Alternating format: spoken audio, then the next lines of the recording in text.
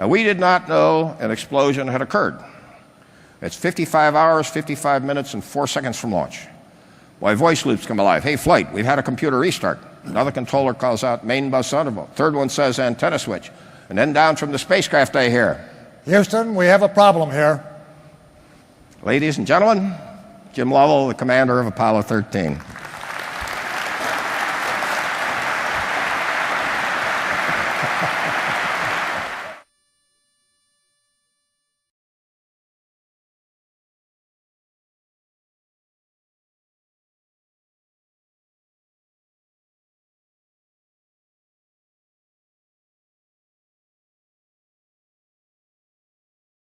There are 3 mainframe computers supporting all of Project Mercury. Two of these mainframes were at Goddard Space Flight Center in Greenbelt, Maryland, 700 miles north of the Cape, because IBM did not trust us to operate these machines. These machines, 7090 series, was the first solid-state products ever manufactured by IBM. On the island of Bermuda, we put a reliable vacuum tube computer with a small team of 7 controllers. We always launched eastward over the island, such that if we lost communications with our crew during powered flight, the team in place would tell the astronauts what to do. Global communications consisted of a 60-word per minute teletype network that dated back to the days of America's Pony Express. So after a couple weeks training in spacecraft systems and operations, and after we all became very proficient in Morse code, we sent young men to 13 tracking stations around the world. They went into the heart of Africa. They went to Zanzibar, Australia, ships at sea, islands in the Pacific. And these were sites that were literally at the ends of the earth. And the risk to these young people is very high because the 60s was the end of the European colonial period. My controllers in Africa were twice rescued by the Army. At Zanzibar, we'd work under the protection of the Gordon Highlanders. The Queen's Royal Rifle suits around the tracking station during contact periods and bring the controllers back to the quarters at night. It became so violent at that site that we shut it down after only 3 years. But these young folks at these sites were eyes, ears, and voice as the spacecraft passed overhead, and they became the leaders of Project Apollo. I first ventured into space in Project Mercury, and each one of our launches was a chapter in the history book of spaceflight. Our mistakes were violent, they were brutal, they were visible. 2 of our first 3 Atlas rockets exploded shortly after they left the launch pad. Then we launched our first Redstone rocket. We sent the firing command, the engine ignited, Redstone lifted 4 inches off the launch pad, then the engine shut down, and through some miracle it landed back on the launch stand without exploding. The escape tower fired, went up to about 4,000 feet, and then came plummeting down to the viewing stand, and the senators and congressmen ran for cover. Our rocket engineers were speaking in German.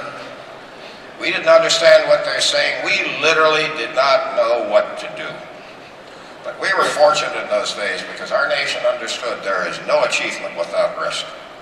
And there certainly weren't any guarantees in this new business that we called spaceflight. We put 6 Americans in space in our first 2 years, and there were close calls in every one of those missions, especially in John Glenn's and Scotty Carpenter's. But we got every one of our crewmen back. And by the time that we had finished with Project Mercury, we had learned that man could live and could perform in space, but we learned much more. We learned of leaders and leadership. Leaders have integrity. They're teachers, they're team builders, they're great listeners, and when there's trouble, leaders are out front. We also learned a lot about ourselves as individuals because in those days, many of us came in from aircraft flight tests and our egos were much bigger than this auditorium. And it was tough at times to get people to work together. But we knew that success would only come as a team, so we became one, and we learned to check our ego at the door every day when we came to work. So I moved into Project Gemini, and Gemini was designed to develop and test and prove the technologies that we needed in order to go to the moon. One of these technologies related to the tools and the techniques we used in designing our trajectories for Project Mercury. For Project Mercury, we had a group of women, about 100 in number. They were all mathematicians, and we called the women computers. Computers were people to us in the early days, not machines.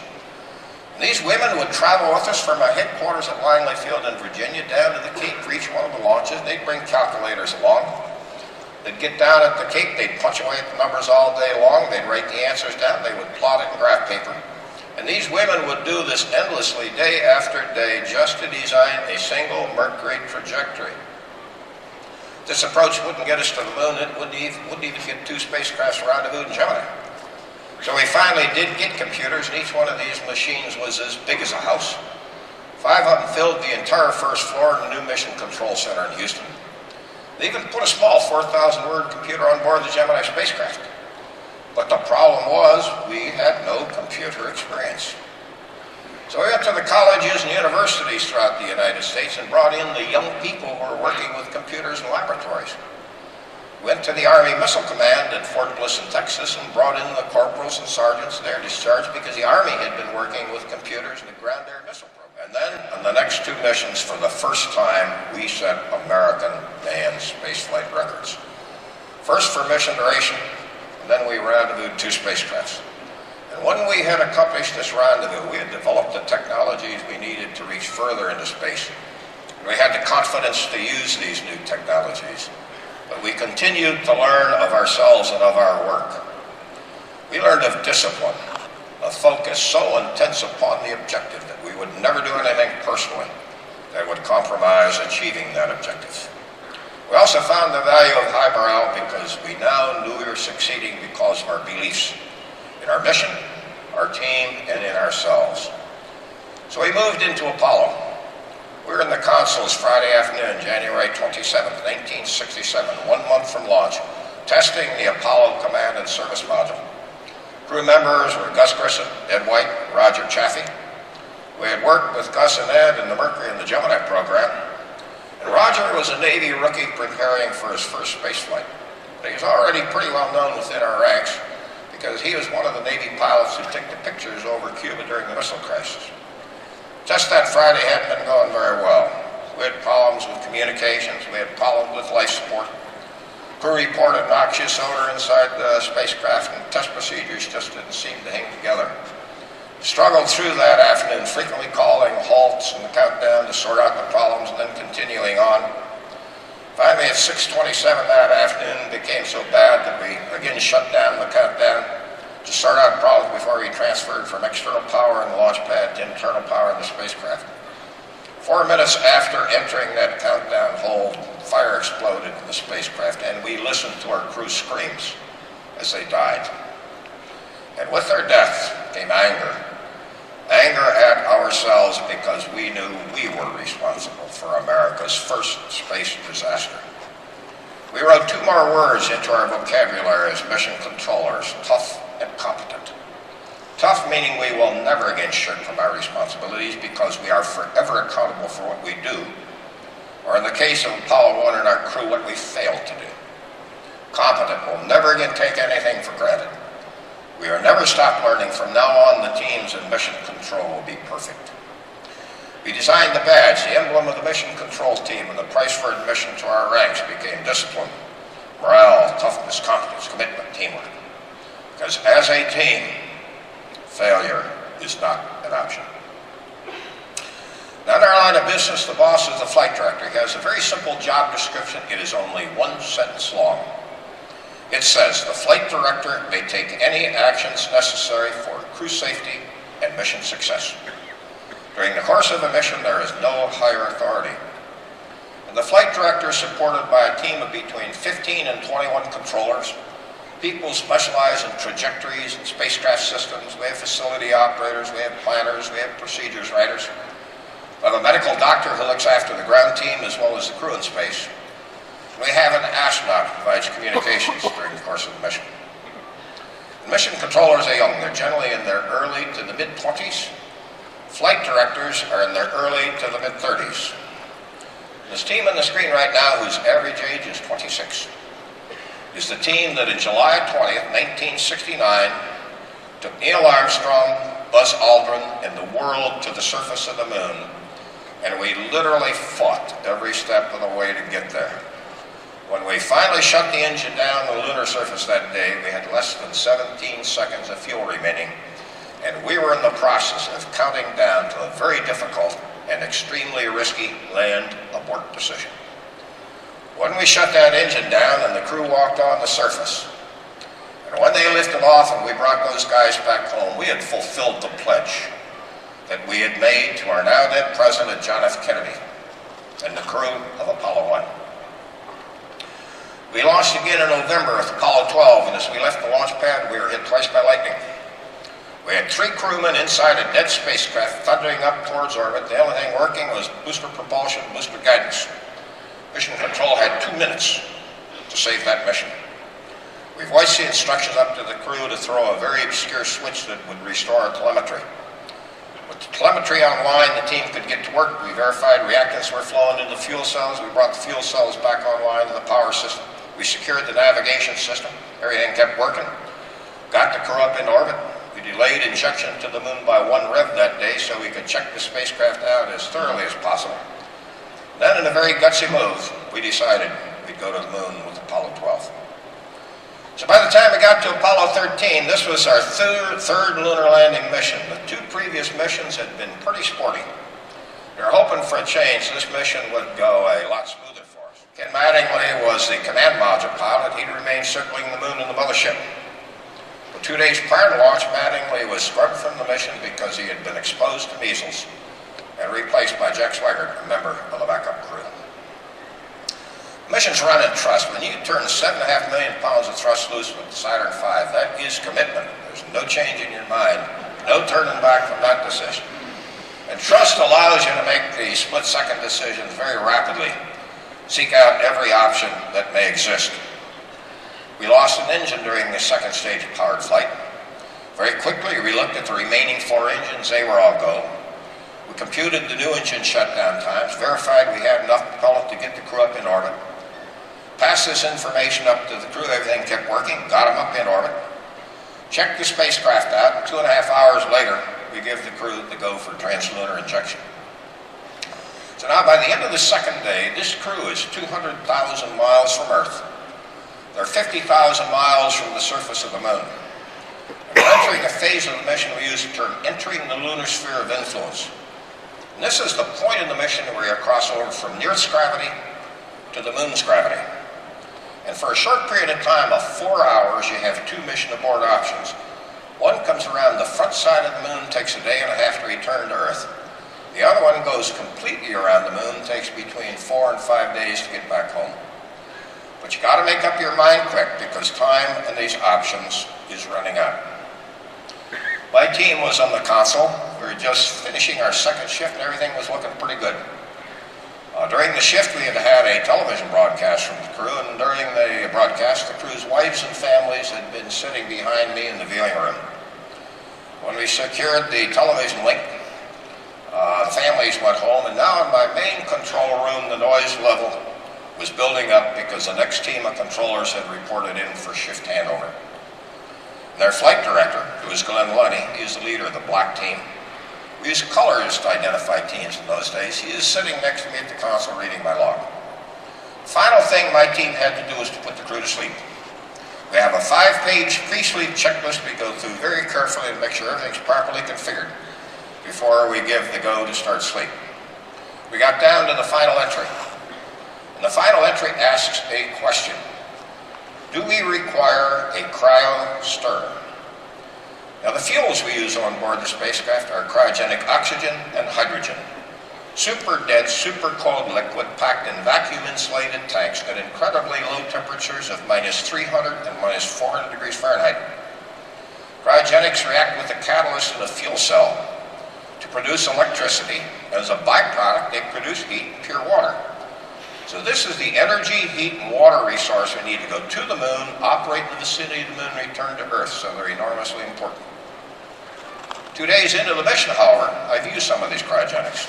And if I could look inside the tank right now, I would see a 2-phase condition, part liquid, part gas. And this condition makes it very difficult to regulate inlet pressures to the fuel cells. So the deionators put fans inside the tanks we would turn on to stir this mixture up. We had a heater that we used to raise the pressure. This is what a cryostir was all about. Fans on, heater on. Jack Swigert in the command module acknowledged our request for the stir. And he looked behind him, and coming through the tunnel from the lunar module was Fred Hayes. Swigert then threw 2 switches. Nothing happened for 16 seconds. Then inside oxygen tank 2, a spark jumps between the fan and the heater assembly, and the pressure in that tank rises very rapidly over the next 6 seconds until it blows the dome of the tank off. When the dome came off the tank, the insulation caught fire, and fed by the oxygen, it was like a blowtorch racing through the bay of the spacecraft, tearing out the instrumentation and the plumbing and the electrical systems. Shocking valves closed until the pressure increased to the point where it blew the side of the spacecraft off. When the side came off the spacecraft, the area surrounding it was enveloped in a cloud of debris from the explosion and frozen particles of oxygen. Now, we did not know an explosion had occurred. It's 55 hours, 55 minutes, and 4 seconds from launch. My voice loops come alive. Hey, flight, we've had a computer restart. Another controller calls out main bus undergo. Third one says antenna switch. And then down from the spacecraft I hear, Houston, we have a problem here. ladies and gentlemen, Jim Lovell, the commander of Apollo 13.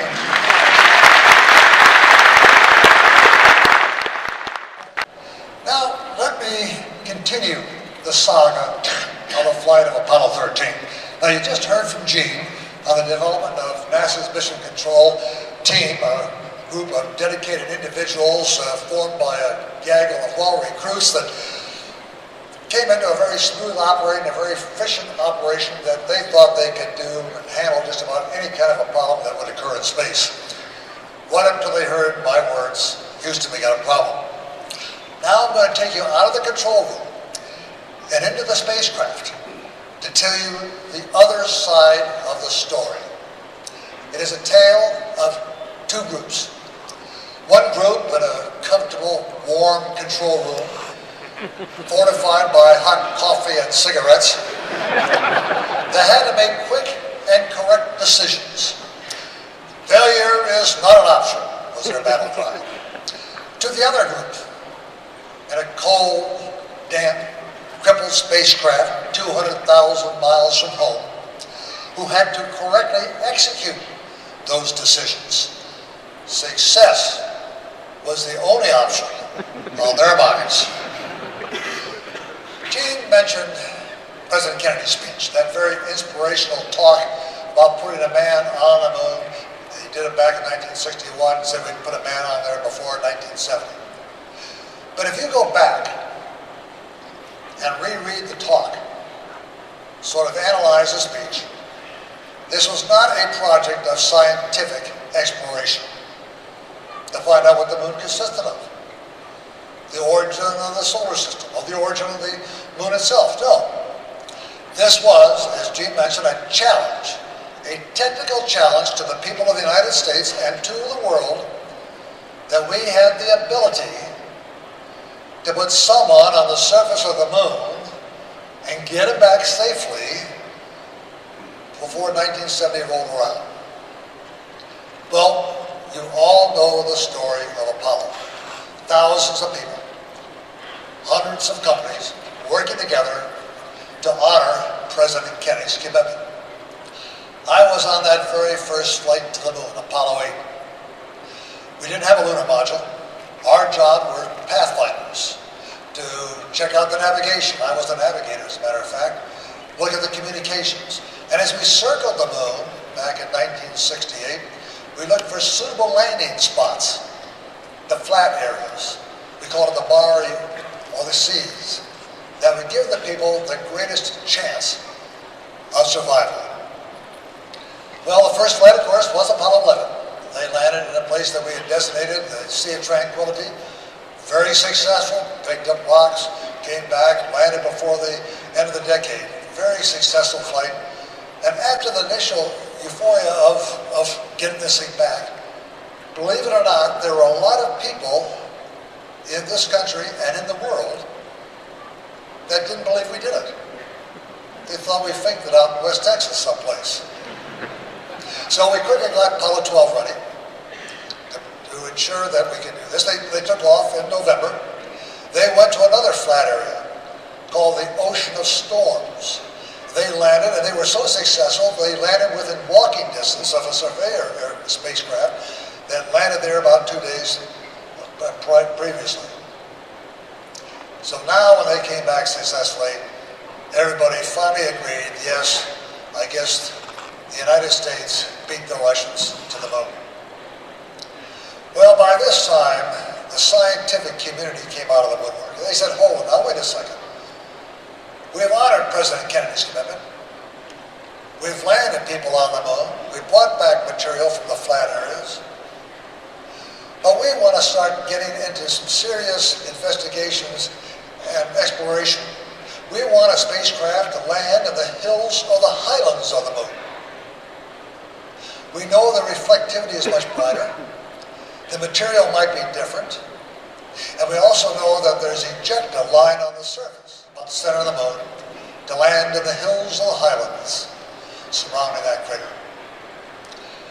Take off on this flight, April 11th, 1970, at 13:13 Central Standard Time. Right there, I knew something was going to happen. The big Saturn V took off. It's a 3-stage rocket. Its first stage worked perfectly. When its fuel was expended, we jettisoned it. Lit the 5 engines on the second stage, and as it kept pushing us faster and higher get us, first of all, into Earth orbit to check out our spacecraft, well, as Gene had mentioned, the second engine suddenly shut down. We thought to ourselves, my gosh, is there a crisis here? Because most space flights have something go wrong. You know, instrument fails, an experiment doesn't work. Everybody has a crisis. We said, oh my gosh, we have a crisis. Do we have enough fuel? Do we have enough power to get us into Earth orbit? Well, the folks at Huntsville overbuilt the vehicle, and we did. We found out later on, of course, that it was going divergent on its structure, and had we not had a safety switch to turn it off, it would have disintegrated, and of course made for a very short flight. We got into Earth orbit, came around with our third stage still attached, checked out our spacecraft to make sure they were in good functioning systems to go to the moon. As we came around to the far side of the Earth, away from the moon, we lit the third stage for a second time, and it gave us enough velocity and on the proper course to coast all the way to the moon. That course is called a free return course. Free return because if something should happen to the spacecraft, for example, if that maneuvering engine on our spacecraft failed to function in space, failed to fire because it had never been fired there before anyway, we were on a course coasting all the way to the moon, and as we passed the moon's gravity would swing us around, aim us back down towards the Earth, and just with our little attitude rockets, hopefully we can make a safe landing back on Earth. That's why it's called free return. Every flight from Apollo 8 to 17 started out with this extra safety factor. Well, about 30 hours had gone by and everything was fine.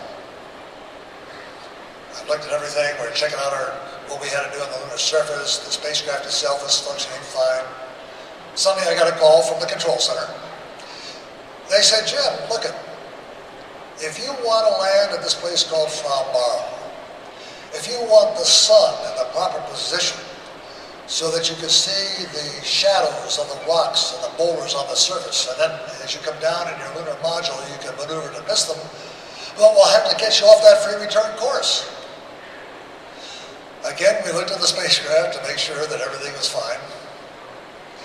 They gave us the attitude to maneuver. Our two spacecraft now are married together.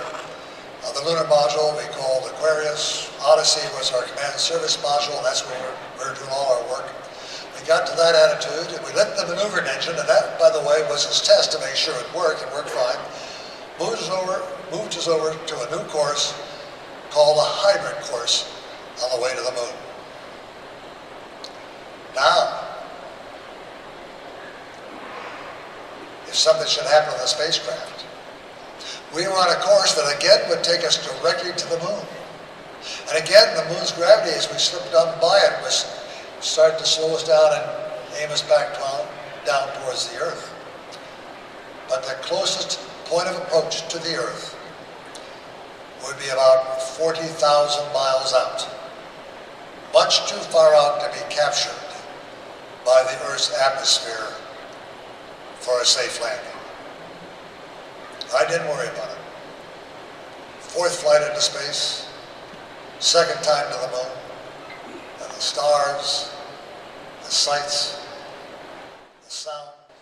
I got a call from the control center again, and they said, Jim, you haven't been reading your flight plan.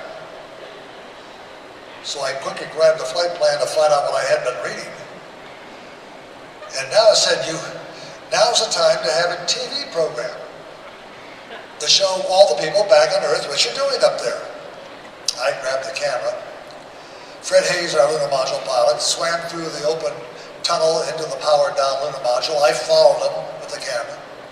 Was photographing Fred as he was telling everybody what we had. He had rigged the hammock that he was going to sleep on the lunar surface. But when he tried to demonstrate it to the audience, of course, he kept floating up all the time, and that didn't work too well. He had me turn around to show the backpacks that we were going to wear when we were on the surface. But you have to remember, this was the third lunar landing flight. The signal came down from the spacecraft into the control center. They fed it out to all three networks. Didn't have CNN and Fox in those days. Nobody carried it. On one network was this program, Dick Cavett, and it was a live program, so he had interviewers. I can see why he wouldn't carry us. On the second network was a rerun of that sitcom I Love Lucy. And on the third network, at least in the city of Houston, Texas, the baseball game was going on, and everybody was watching the ball game, and including the people in the control center. I didn't know it, of course. I was happily trying to do everything, and I got a call from the Capcom. Said, Jim, we have a lot of work to do down here. Can you cut the program a little short? I did. Said goodnight, shut off the camera, coming back down through the tunnel, when suddenly there was a hiss bang. Spacecraft rocked back and forth, emergency lights were coming on, jets were firing, noise all over. I looked up at Fred Hayes to see if he knew what was causing all this commotion, and I could tell from his expression that he had absolutely no idea. Then I looked at my third companion, a man by the name of Jack Swigert.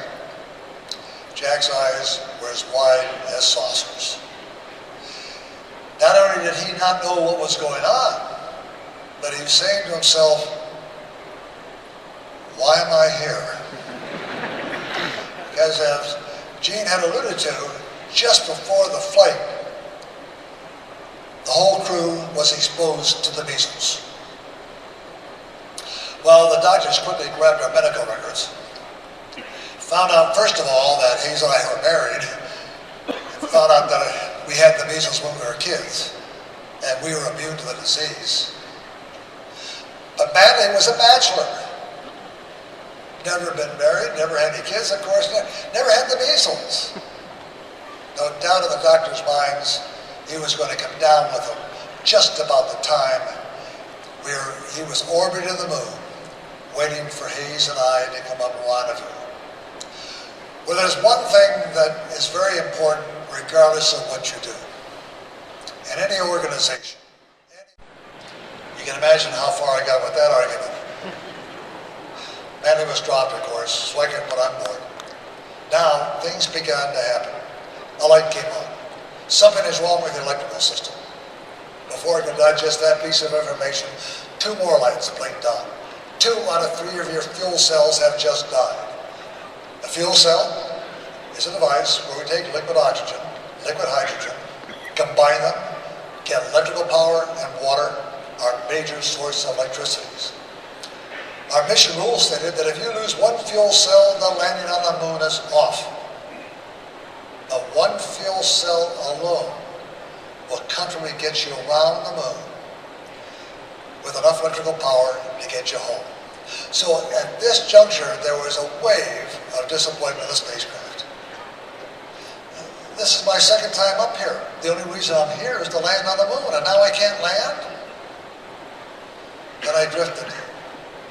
I drifted over to the center of the spacecraft. I looked up at the instrument panel. My eyes focused on the instruments that told me the condition of two huge liquid oxygen tanks stored away in the back end of the spacecraft, that area called the service module. When I glanced at the quantity gauge of one of the tanks, the needle read 0.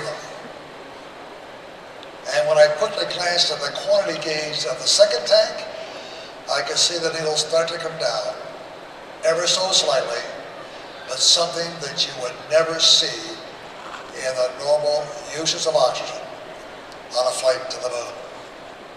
And that's when that old lead weight went down to the bottom of my stomach. You know that searing sensation you get when you're in deep trouble and don't quite know how to get out of it? Then I drifted over to the left, past Schweiker, looked out the side window. Can't tell you today why I did it, but when I looked out the window, I saw escaping at a high rate of speed a gaseous substance from the back end of my spacecraft.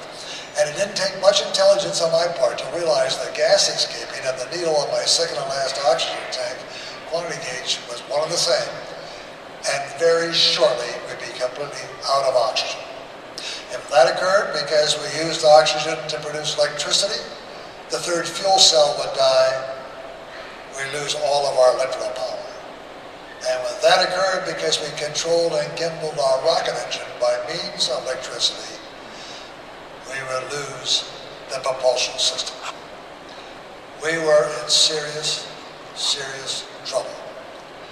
We had on board the spacecraft a small battery, a small oxygen tank, merely to be used for the final plunge through the Earth's atmosphere after we will normally jettison our large consumables in the service module. But at the time this explosion occurred, we were some 200,000 miles from Earth.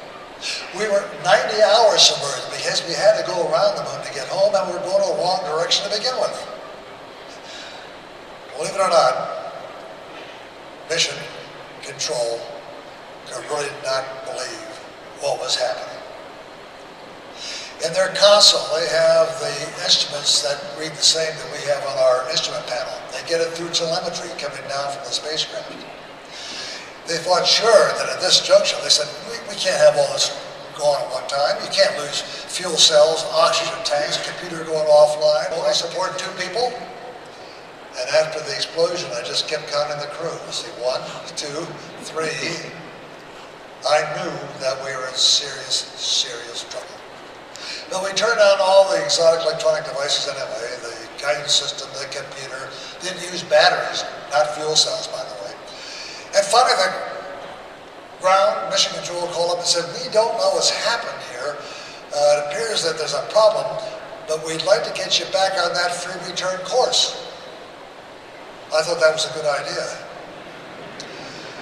It'd be much better for me to be in some sort of a course that would take me around the moon and come back and intercept the Earth in some manner, not so much that it was survivable, rather than to be a permanent monument to the space program going out 240,000 miles, going around the Earth at 40,000, going back out 240,000 miles, and probably, do it almost as long as forever. And they said, yeah. Okay, now they called up and said, you're going to have to use a lunar module. I said, I understand that. Everything on this command module is dead. We don't have any electrical power now. We don't have any oxygen left, and I can't use the propulsion system. And so I said, I know I'm going to use the landing engine on the lunar module to make these maneuvers. And they said, okay, now here's the attitude we want you to maneuver these 2 vehicles to. And they're, of course, nose to nose. I said, fine.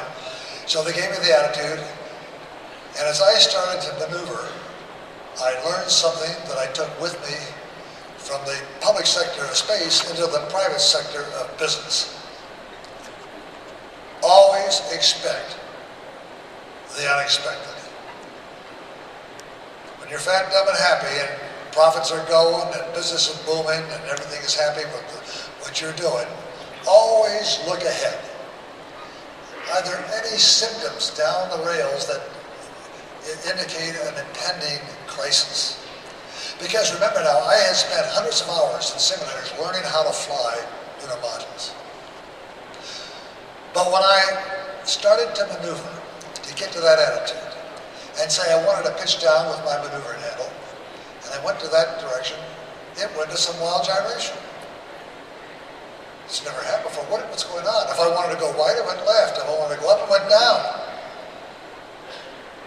Then it dawned on me. I had attached to the lunar module the command service module. The command module was the only vehicle that had a heat shield to get back into the Earth. The lunar module had never been designed to be maneuvered with a 60,000-pound dead mass attached to it. The center of gravity was way out in the field someplace. I literally had to learn in a short period of time how to maneuver all over again. That when I put an input in, I would know what the output would become. But you'd be surprised, ladies and gentlemen, how quickly you learn when you're in deep trouble. I finally got to the proper attitude. I lit the landing engine, worked fine, moved us back over to what we thought was the very return course. And we sort of breathed a sigh of relief, saying at least perhaps we're going to get close to the Earth. By this time, we're close to the moon. We're beyond the sphere of influence where the moon's gravity now has control. We're accelerating towards it. It's getting bigger and bigger in the lunar module window. I'm waiting anxiously for the people down at Mission Control to come up and give us some comforting words, because I knew that the batteries were not going to last all the way home. I said, okay, that's fine, we'll be standing by. And they said, be sure you stand by because you're getting close to the moon. And when it pulls you around to the far side, you lose communication with us. So be ready to copy. And I said, well, I have my two companions with me. If I miss it, they'll pick it up. Well, about a little while later, as the moon kept getting bigger and bigger, and we're getting closer and closer, I got the call.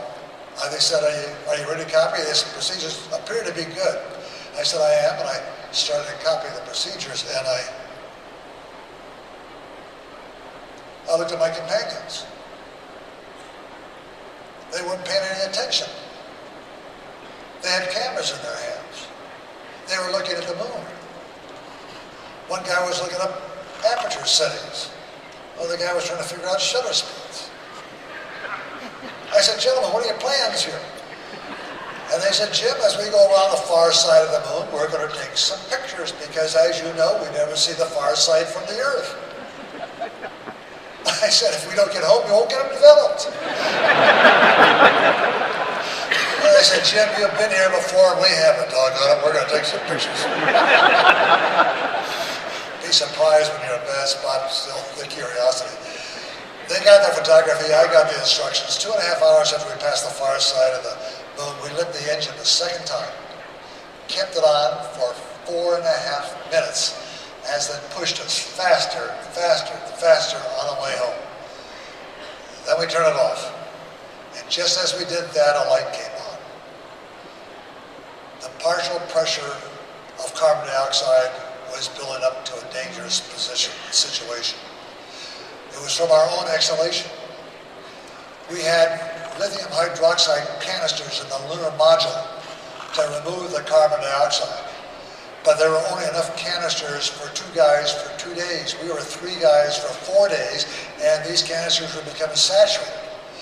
And carbon dioxide is poisonous in hard concentrations. And here's where also the control center came through with their initiative and teamwork. We had in the command module plenty of lithium hydroxide containers, but the command module was dead, and these canisters were square. And in the lunar module, we had round holes for the round canisters with not enough of them. Big engineering goof, by the way. Both systems, environmental systems, built by the same company. Obviously, they didn't have SolidWorks to help you out.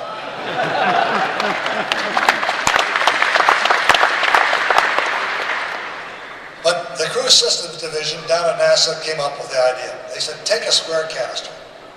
Okay, we're going to use duct tape, piece of plastic, cardboard cover from a flight manual and an old sock. And we put that all together and were able to jury rig a square canister to work in the lunar module system. And that essentially kept us from being poisoned by our own exhalation. Now by this time, Gene had a problem he had to solve. Chuck Berry, the doctor, came up to him and said, "Look, these guys are tired. They're gonna miss things. They're gonna get groggy. They won't be able to function to get these guys home. Put them to sleep." And before Gene could even react on that, for that instruction, John Aaron came up. He was one of the head of the electrical people. He said, "Look, you've got to shut down all the electrical systems. They won't have enough electrical power to get into the atmosphere if you don't shut that electrical systems down right away." And before he could rule on that decision, Max Faget, the chief engineer down there, said, "Look, if you don't barbecue the spacecraft perpendicular to the sun, one side is going to get too hot, other side is going to get too cold, and it's going to destroy all the systems they have. So it doesn't matter whether they're getting sleep or not, or whether you turn off the systems. They got to be barbecued."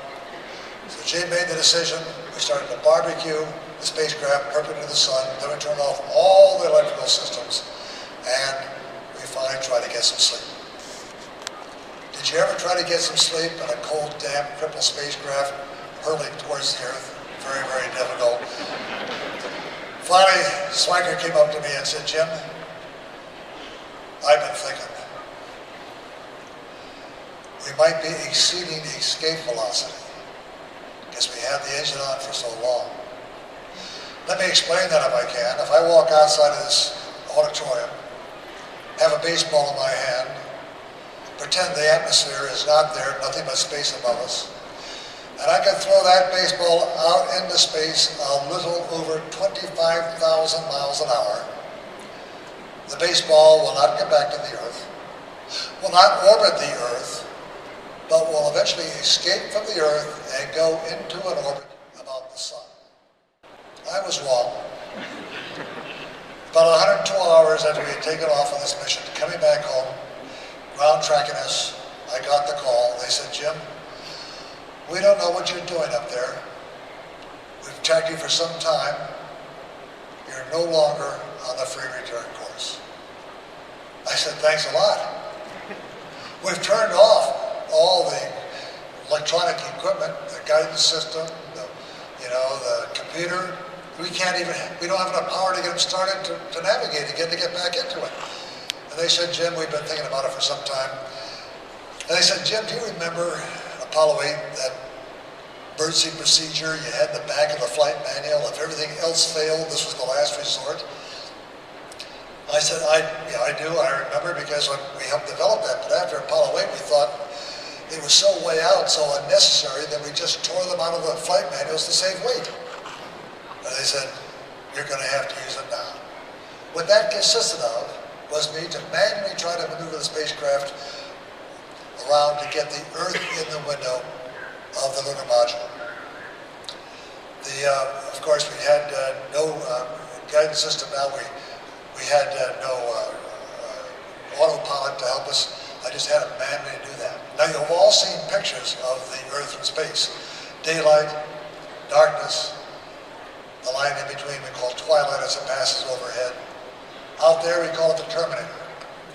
In the window of the lunar module, I had a gun sight across here. If I can maneuver the spacecrafts around to get the window in the lunar get the Earth in the window of the lunar module, and then superimpose the horizontal line of my gun sight on the Earth's terminator, that would then place the engine in a position to either steepen up or shallow out that angle on the way home, depending on whether I had the Earth, the darkness, or the daylight at the top of my window, and if I lit the engine just at the right time. That was, by the way, the entire procedure. I looked at Jack. I said, "Jack, everything on the spacecraft is stopped now, even the clock isn't running. You have a wristwatch. You tell me when to light the engine, you tell me when to turn it off." He said, "Fine." I looked toward Fred Hayes, and Fred was getting sick now.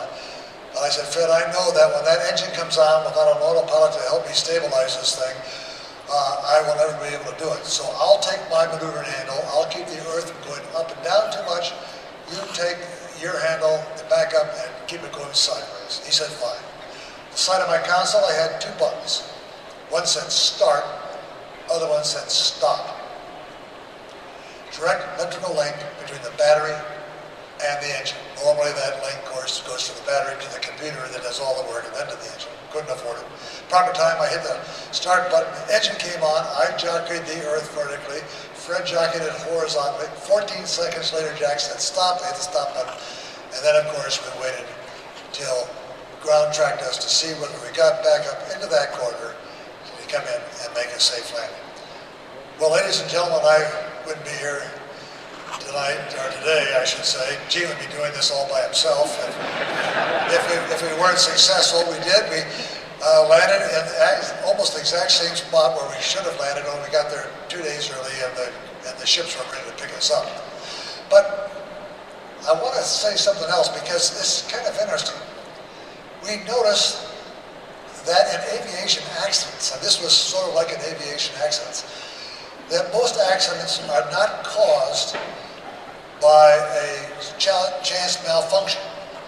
It's usually a series of incidents, events, one by one that suddenly overcome the pilot and or the airplane or spacecraft. Gene, why don't you come on up? What was the first incident that was set up that led to the demise of Apollo 13? The architecture of the system, we had 2 oxygen, 2 hydrogen tanks. Oxygen tanks carried about 300 pounds of O2 each in the cryogenic state. There was various plumbing, check valves, regulators that allow interconnects so that we could actually drain the tanks down equally as we went through the system. In the 2-stage condition that the tanks would go into, it was literally impossible to gauge the quantity, so we put fans inside the tanks, and we had a capacitance gauging system so we could determine the quantity in each of the tanks. In the tank, we also had a heater that we used to raise the temperature and pressure with it. There's a thermal switch that turns this heater on and off at the 80-degree temperature. The engineering order for the modification to this thermal switch was not accomplished. So we had a 65-volt DC wiring internal to the tank, a 28-volt DC switch there. Now, that was the first incident that happened. Even though the spacecraft flew with a 28-volt power system, it had to be compatible with that 65 volts, and that thermostat was only compatible with 28-volt power. What was the second incident that occurred that still led to the demise? Because every spacecraft up through Apollo 13 took off with that anomaly of the little thermostat only compatible with 28 volts. During the formation, during the building of spacecraft that were coming along, at the factory one day, they were assembling liquid oxygen tanks. A tank was dropped. And they picked it up, it wasn't dropped bad. But they looked at it and they said, well, let's retest it. So they retested it for everything that it had to do for a flight on the way to the moon.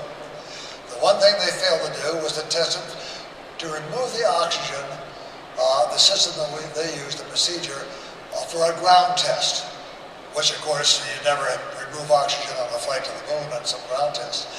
That was the second incident that occurred. What was the third one was interesting. We serviced the oxygen tanks with cryos for one of the pad tests. And after the completion of the test, to remove the cryogenic oxygen, they slowly flow a warm gaseous oxygen in a reverse flow through the tank. And the first of the tanks depleted, they removed the cryogenic oxygen, they started going through the second one. And after they'd removed about 5% of the cryos, all of a sudden they couldn't remove any more cryogenic. They took a look at the NDI images of the tank and they found that they had a separation at the standpipe internal to the tank. So the engineering community came together and they developed a workaround. They said, you know, we only have to use this tank one more time. Why don't we turn on this heater system and literally boil the oxygen off? Well, this was what appeared to be a good idea at that time. Bow back to this thermal control switch. It was supposed to open up at 80 degrees Fahrenheit because the instrumentation for the tank read from plus 80 to minus 320 because they're looking at the cold temperatures.